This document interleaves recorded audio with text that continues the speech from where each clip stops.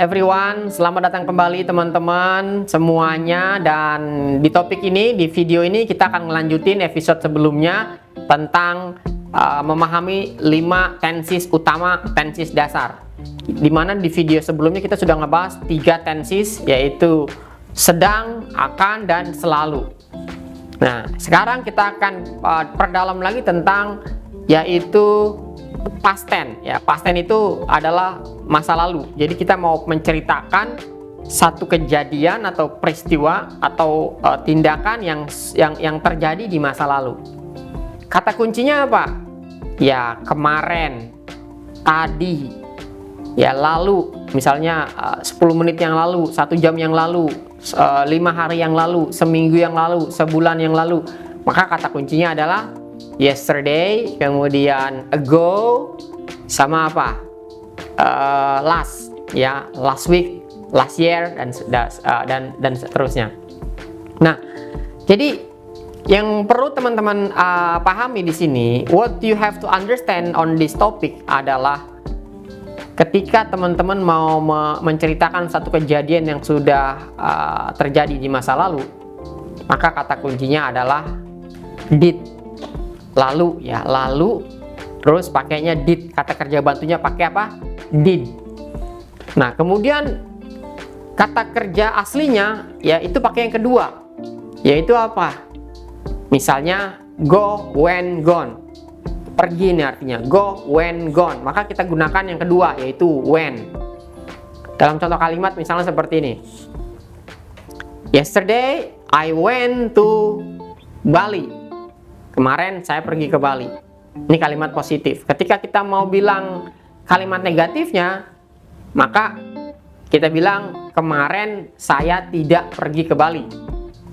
Maka kalimatnya seperti ini. Yesterday I didn't atau I did not go to Bali. Teman-teman bisa ngebedain kan? Kalau ada did-nya jadi go. Kalau tidak ada did-nya jadi when. Nah, kenapa? Karena posisinya sudah diambil. Untuk kalimat positif I went to Bali, berarti posisi kata kerja keduanya sudah digunakan di go-nya, jadi when. Sementara kalimat negatif dan kalimat pertanyaan itu sudah diambil posisinya oleh did. Maka kata kerja aslinya kembali lagi ke pertama. Nah, nanti teman-teman bisa baca di layar ilustrasi contoh-contoh yang saya sebutkan. Nah, jadi saya ulang lagi. I went to Bali yesterday. I didn't go to Bali yesterday. Did I go to Bali yesterday? Nah, atau kalau kita nanya dengan pertanyaan yang lain, misalnya what time did you go to Bali tomorrow? Yesterday. What time did you go to Bali yesterday? Jam berapa Anda pergi ke Bali kemarin? Nah, jadi tetap ketika kata kuncinya lalu, maka harus ada did. Did ini menunjukkan kata kerja kedua. Nah, kalau sudah ada did, kata kerja aslinya balik lagi ke pertama. Itu aja clue-nya, gampang banget. Jadi nggak usah diapalin rumus-rumus yang bikin ngejelimet. Oke, teman-teman, itu untuk yang past tense atau kejadian atau peristiwa yang terjadi di masa lalu. Nah, untuk di past tense ini teman-teman, kita harus memperkaya kosakata, ya terutama kata kerja itu perubahan dari 1 ke 2 dan ketiga. Misalnya tadi ya eat, at, eaten, go, went, gone, speak, spoke, spoken, write, wrote, written, speak, terus apa lagi, drink, drank, drunk. Nah, itu harus kita hafalin, dan teman-teman gak usah khawatir karena nanti di video berikutnya akan saya kasih tahu bagaimana cara menghafal irregular verb dengan begitu mudah dan sederhana dengan pola-pola yang nanti akan saya jabarkan. Nah, oke, jadi untuk di past tense seperti itu ya, teman-teman harus banyak latihan, harus banyak coba. Nah, jadi jangan banyak-banyak, coba beberapa kata kerja dulu ya, yang regular atau yang irregular ya, yang beraturan dan tidak beraturan, dicoba aja dua-duanya dengan clue. Kalau ada lalu, kata kerja kedua, nah kata kerja bantunya pakai did. Nah, kemudian yang kelima nih, yang terakhir ya teman-teman, itu adalah perfect tense. Jadi satu kegiatan, satu tindakan yang sudah dilakukan, sudah selesai dilakukan. Jadi biar nggak bikin kita pusing nih ya, karena antara past tense dengan perfect tense ini sama-sama masa lalu nih. Banyak orang nanya bedanya apa? Nih sederhana aja, teman-teman nggak usah pusing. Bedanya kalau past tense teman-teman itu nggak ada kata sudahnya. Kalau perfect tense itu ada kata sudahnya. Jadi perfect tense ini clue-nya ada sudah. Ya kalau diukur kata kerjanya dua-duanya sudah terjadi. Contoh misalnya nih. Saya kasih contoh yang sama ya biar teman-teman nggak bingung. Kemarin saya minum kopi. Oke, kemarin saya minum kopi. Pertanyaannya, minum kopinya udah apa belum? Sudah kan? Namanya juga kemarin saya minum kopi. Itu kalau kita terjemahkan ke bahasa Inggris, yesterday I drank coffee.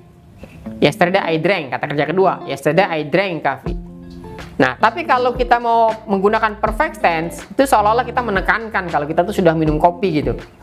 Jadi kalimatnya, kalau bahasa Indonesia jadi seperti ini, saya sudah minum kopi kemarin. Maka terjemahan bahasa Inggris jadi berubah tuh. Yesterday I have drunk coffee. Jadi drunknya kata kerja ketiga. Drink, drank, drunk. Clear ya? Jadi yesterday I drank coffee. Yesterday I have drunk coffee. Jadi cuman bedanya ada have-nya aja dan kata kerjanya ketiga. Nah, terus bentuk negatifnya sama. I didn't drink coffee.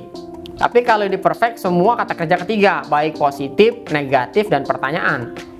Yesterday I haven't atau I have not drunk coffee. Have I drunk coffee atau have you drunk coffee? Nah, jadi gampang banget nih. Yang penting teman-teman bisa ngebedain dulu nih ya antara past tense dengan perfect tense. Pokoknya bedanya nih kerjaannya sama-sama udah terjadi. Bedanya kalau perfect itu ada sudahnya, yang past tense nggak ada sudahnya. Jadi teman-teman boleh gunakan dua-duanya. Kan kita yang lebih paham ketika kita mau menyampaikan sesuatu, kegiatan kita yang sudah terjadi, mau pakai past atau mau pakai perfect, boleh aja dua-duanya. Nah, cuman biasanya kalau perfect tense itu ada tambahan selama, for, sejak, since ya. Misalnya begini. Saya sudah menunggu kamu di sini sejak tadi pagi. I have waited for you since this morning. Ya, jadi ada kata-kata sejaknya. Nah, kemudian contoh yang selama. Saya sudah menunggu kamu di sini selama 1 jam. I have waited for you here for 1 hour. Nah, jadi ada beberapa keterangan-keterangan waktu seperti sejak dan beberapa selama, for and since. Nah, kalau di past tense kan tadi ya, lalu, tadi, kemarin. Jadi teman-teman harus bisa memahami clue-cluenya aja, nggak usah ngapalin rumus. Dan yang paling penting pada saat kita belajar tenses itu harus menceritakan atau mengekspresikan sesuai dengan fakta. Misalnya sekarang Anda lagi baca buku, ya sudah berarti Anda bilang lagi baca buku, berarti apa nih? Oh, sedang, I am reading a book. Terus kalau besok Anda akan baca buku lagi, Anda bilang seperti apa? Oh ya, tomorrow I will read a book. Nah, berarti kalau kemarin Anda baca buku dan Anda ceritain lagi, oh yesterday I read a book. Terus kalau Anda ceritain lagi, oh saya sudah baca buku 3 kali. I have read this book 3 times. Nah, ya kan? Terus Anda ceritakan lagi kalau Anda tuh selalu baca buku ini. I always read these books. Nah, itu langsung 5 tenses kita gunakan. Itu kan kalau kita sadari kan tuh 24 jam tuh kita gunakan tuh teman-teman. 5 tenses dasar ini. Jadi saran saya teman-teman, you have to understand 5 tenses.